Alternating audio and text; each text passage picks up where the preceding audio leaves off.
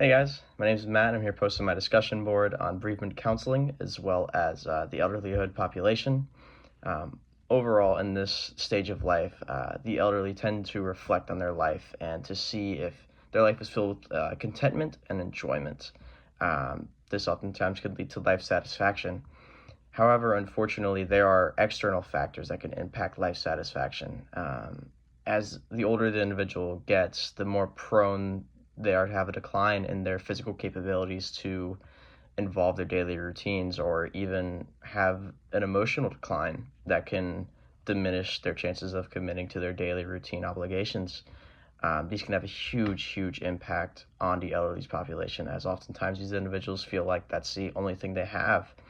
Um, and this population has a right to achieve life satisfaction, no matter what age, race, gender, religion, etc. Um, During this time, usually we see social convoys, which is kind of like the friends or the family that stuck around in the individual's life, usually play a part in picking up the pieces where the elderly person cannot pick up the pieces for themselves, and they help them achieve, or at least the elderly individual achieve life satisfaction. For both parties, this can be a difficult process as it requires a huge and large amount of emotional labor and effort and care that goes into just achieving life satisfaction for an elderly person. For both parties, this can be very hard. But as counselors, we have an ethical responsibility to advocate for both parties. And in this, we're going to concern ourselves with the caregivers, as the Association for Death Education and Counseling Code of Ethics lays out several responsibilities for grief counselors that they must administer in their work in order to stay within compliance, as well as conduct their work professionally and effectively. The two most that I found that were important, honestly, were the responsibility to those served and the responsibility to others.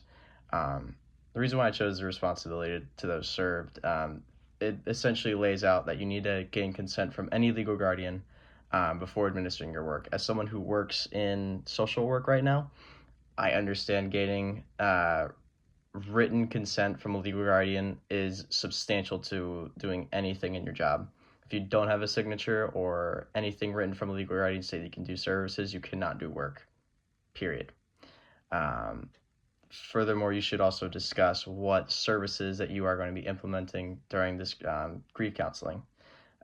In addition, the counselor is encouraged to seek consultation if it is within the best interest of the clients. If the counselor does not know how to conduct their services appropriately in a certain situation, the counselor is encouraged to seek consultation. Furthermore, if the counselor can no longer provide services, the counselor must prepare and guide the client to another counselor. This is honestly just to ensure that the client does not feel abandoned.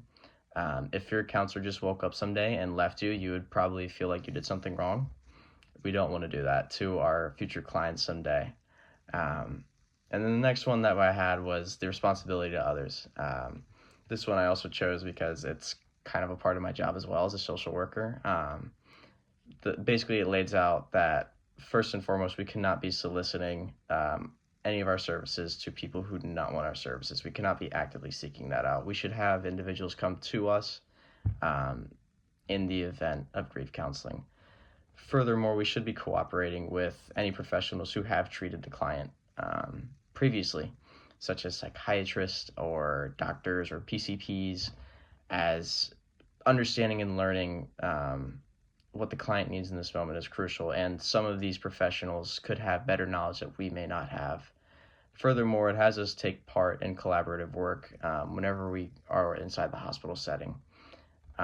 This is to basically ensure that our work is done in a way that involves all parties and that it is done ethically and responsibility. But thanks, guys, for watching my discussion post. I hope you have a great day, and I really appreciate just taking this class with y'all. Thanks. Bye.